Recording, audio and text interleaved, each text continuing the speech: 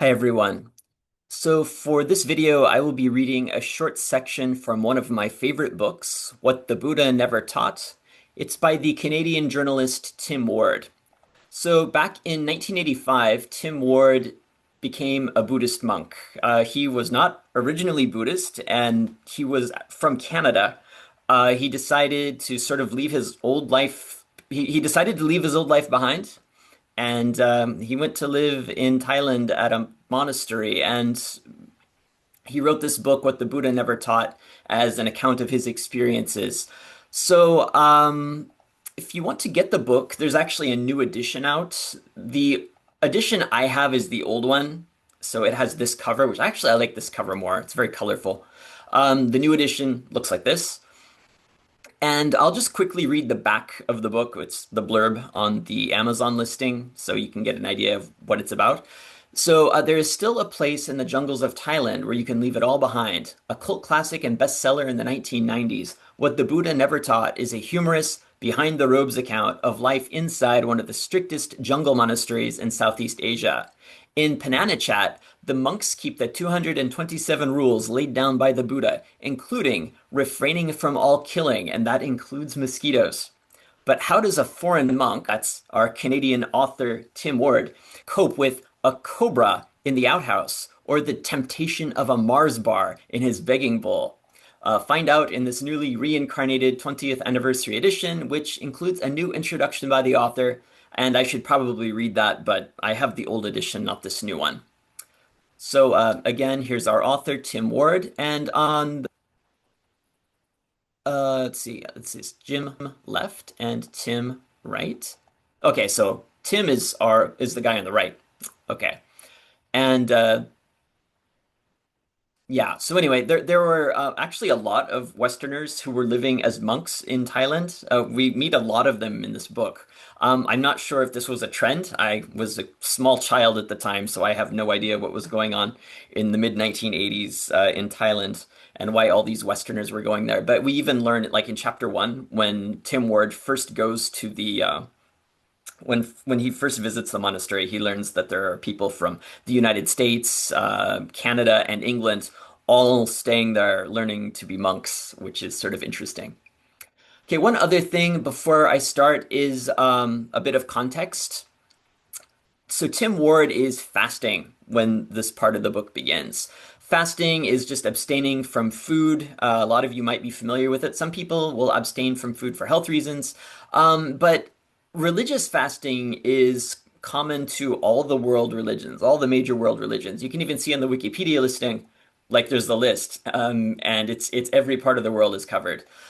The kinds of fasting we might be the most familiar with in North America might be Catholic and Orthodox Christians who will fast during Lent, and Muslims will fast during Ramadan.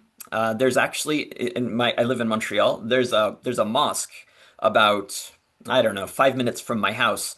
And at Ramadan, like at night, Muslims only eat at night after the sun goes down. That's the only time. They cannot eat or drink when the sun is up, but when the sun goes down, they're allowed to eat and drink. So at the mosque, there's like always cars like parked up and down the street. And Muslims are parked there and they go and they have like a big like meal together, all together, like the parish or the community, the congregation, I suppose is the correct word. So it's kind of cool. But anyway, so sometimes I'm driving on that street and I'll know what's going on when there's a lot of cars parked on the street there. So Tim Ward is fasting. So let's read Mind Over Menu. I'll just be reading the first part of the chapter. And just for a bit of context and a further bit of context, remember that Buddhists seek to let go of their desires in order to free themselves from suffering. Okay. Now, Tim is fasting, but he's not fasting to like punish himself or to like teach himself that he does not need food, because I mean we need food to survive. Like it's just necessary. If we want to live, we need to eat. However, the cravings we have, right? Those are desires, and Buddhists seek to eliminate those desires. So fasting is a way of disciplining yourself and teaching yourself to rise above your cravings. Okay. So Tim is sitting with Bob, who's a fellow monk, And this is their conversation. Hungry? Not today, Bob. I'll just eat air. I took my place next to Jim in the morning food line. And, oh, Jim was the other man in the picture. But anyway, I closed that window, so I closed that tab so we can't see it anymore. I took my place next to Jim in the morning food line. So he's standing in line for food, but he's fasting. Our bowls were set before us. At the head of the line, a villager offered the first basin of rice to the Ajahn. The Ajahn is the head monk, and he's a real person. Ajahn Ka, here he is. And he founded 2 monasteries in Thailand. So he's the one at the head of the line. Okay, I don't mean to keep leaving the text and explaining things. I'll try to keep that to a minimum, though there are going to be some unfamiliar words I'm going to want to explain to you. I took my place next to Jim at the morning food line. Our bowls were set before us. At the head of the line, a villager offered the first basin of rice to the Ajahn. He received it silently, filled his enamel alms bowl, and passed it to Tan Bodhipalo, it's another monk, sitting on his right. Bodhipalo passed it on down the row of ochre monks and novices seated on the platform. Since Richard had missed alms round, Mark was last in the upper row. The fan man took the basin from him and offered it to me, lead pakao of the lower tier. And what's a pakao? A pakao is somebody who's just starting off being a monk. They're not sure they want to stay a monk. They're just trying it out to see if it's the kind of life that they want to live. And in fact, this is the website of the very same monastery that Tim Ward was staying at. And there's this page if you want to join the monastery and become a pakao, you can read all about it. So anyway, that's what a pakao is. Okay, I know I keep going off track and explaining things, but the fan man took the basin from him and offered it to me, lead pakao of the lower tier. So he's sitting with the new monks, the maybe I'm going to be a monk, maybe not, I'm just trying it out people. He looked faintly surprised when I handed the basin straight on to Jim, taking nothing. So he didn't take any rice. Quickly, he turned to the bowls of curries coming down the line, each of which was passed on in turn, untouched by either of the 2 pakaos. Pineapple tofu tomato boomer? No thanks, Bob.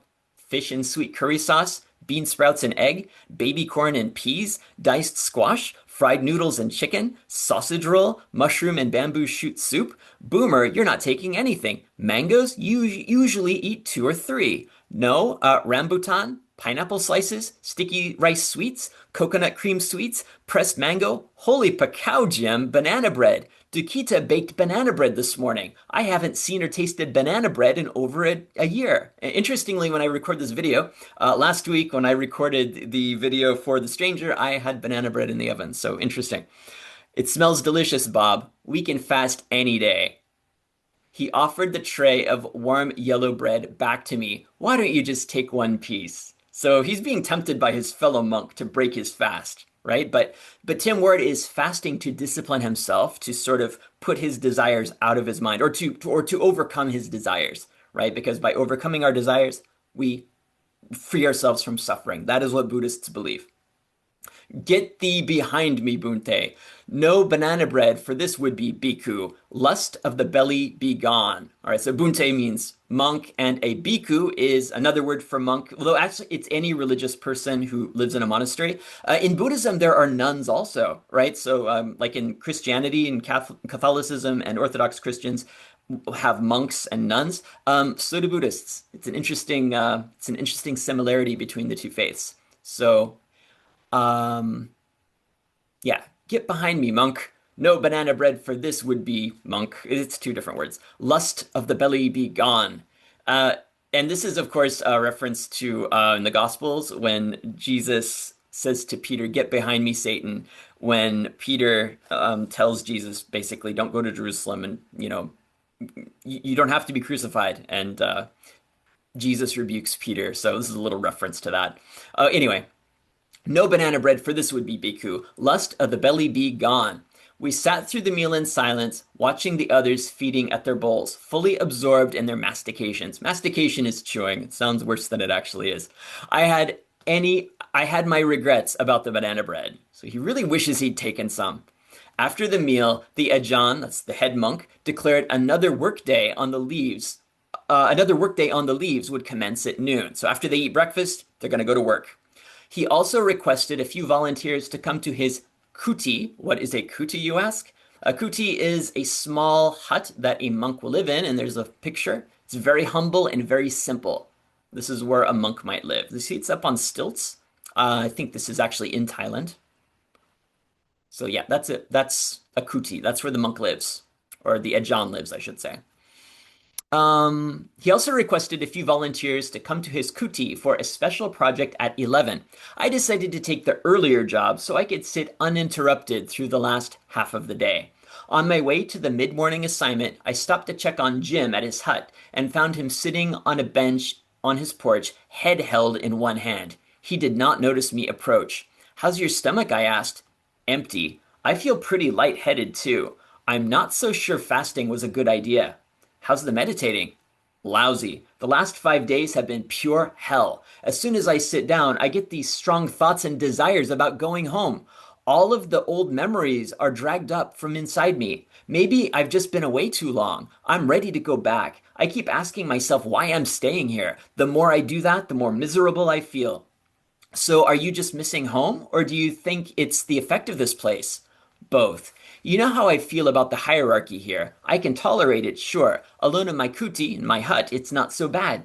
But the Pali chanting is starting to drive me crazy. Do you know what we chant every day? I read the English translations beside the text. Homage to the Blessed One's disciples who have practiced faithfully, purely, steadfastly, worthily. I can't say it anymore. My knees, they've had it too. They hurt so much, I can't even sit cross-legged in my kuti. I had to go and get this bench. I don't think they can...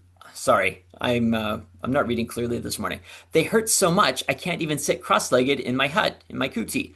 I had to go and get this bench. I don't think they can take another 𝘉𝘶𝘢. He doesn't think his knees can take another 𝘉𝘶𝘢. What's a 𝘉𝘶𝘢, you ask? Well, a 𝘉𝘶𝘢 is like kind of a prayer offering that Buddhists make in the temple. What they'll do is they'll light some candles and they'll put some flowers and they'll like leave them on the altar. So it's just a kind of very simple Buddhist prayer offering.